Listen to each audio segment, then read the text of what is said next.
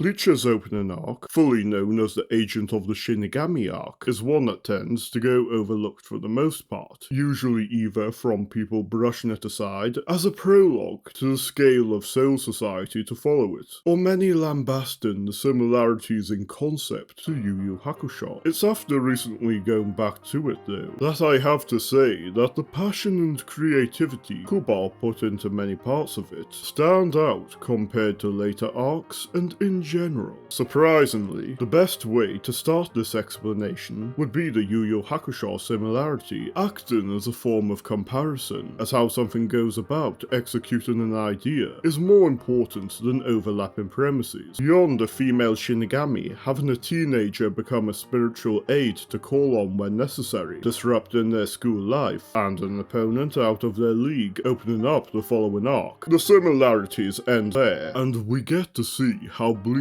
set itself apart. Whereas the early yokai in Yu Yu Hakusho only challenge Yusuke physically as strong opponents and threats to his friends or reflect aspects of them, the hollows in Bleach provide more of an emotional or psychological threat in the ties they have to either Ichigo or his friends personally. Many of them also serve to explore Kubo's ideas towards emotional bonds and connections that would become a driving force for many of Bleach's iconic characters, with a clear example here being Sora displaying the divide between remembrance of the past and true happiness. A particular example of these emotional conflicts' importance would be Ichigo coming to terms with his trauma through the battle with Grand Fisher, helping solidify the arc's quality as a prologue in having him grow into the protagonist he would be throughout the rest of the series. The desire to not let what happened to he and his mother against a hollow to others, making him embrace the role he saw as a nuisance prior. I may have jumped the gun a bit there though, so let's wind back and go over Ichigo's character. Compared to many other shonen protagonists that have a well-defined goal from the start, Ichigo can seem lacking on a surface level, but it works fine for the average setting he grew up in, and this preconception allows us to see ways in which he stands out from the standard. For instance, he's far more academically smart than most other millennial generation shonen protagonists, who tend to draw from Kinnikuman or Son Goku, and this being the result of how his experiences molded him, provides a more fleshed out view on someone becoming the delinquent trope than many others to fall into this archetype. Also, the way in which even these early chapters highlight how much of an anomaly he is, helps build up the later reveals of his heritage, for them to be necessary rather than contrived. It's not just Ichigo getting the proper foreshadowing here, with there being many other tidbits of Kubo's later plans in motion, such as the contradictory displays of the Quincy's history, leaving room for the Ausfällen reveal, or more explicit build-up such as Urahara's importance. On the subject of characters, a strength of this arc, compared to many later, more serious ones, is the comedic moments and downtime to show the main cast's daily lives, allowing for the characters to be very well-rounded, such as Ichigo and Ishida's more goofy moments, or Hime finding a good balance between intelligent and ditzy, or Chad's love of cute fins, making for a great image when combined with his outward demeanour. On Chad in particular, it's also nice to remember how much of a, well, Chad he was here, compared to being a victim of the wolf effect in later arcs.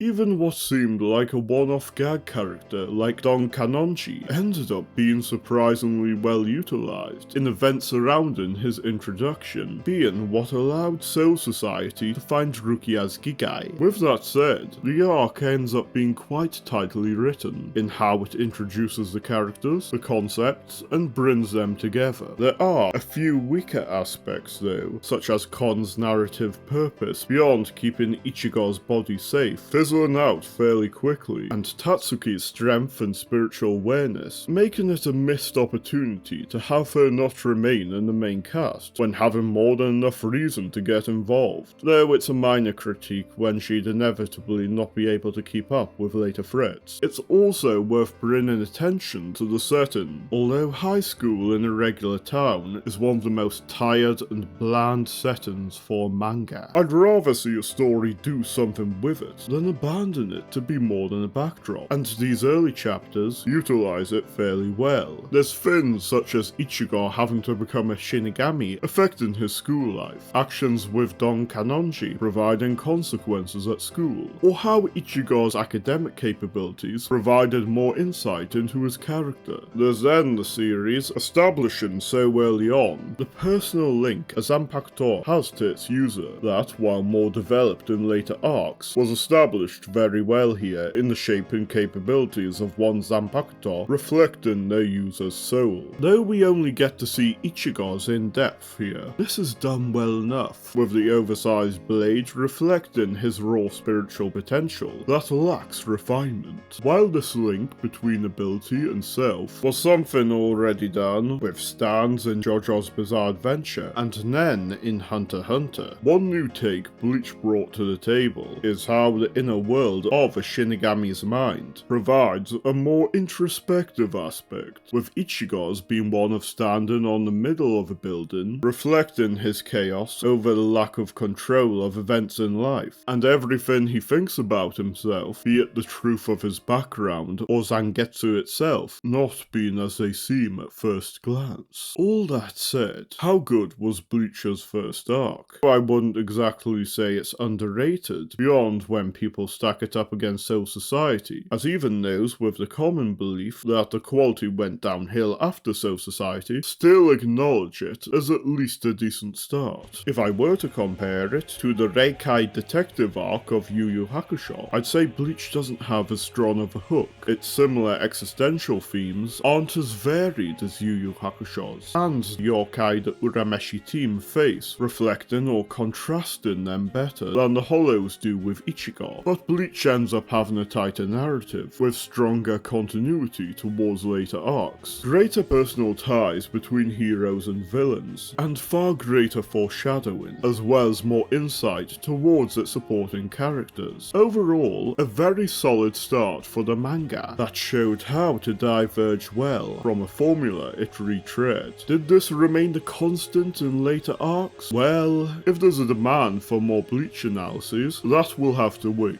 I don't have any plans for that, but if there's enough demand from comments and quite a few subscribers from this analysis, perhaps you'll change my mind. Anyway, see what else the channel has to offer until then, and thank you for watching.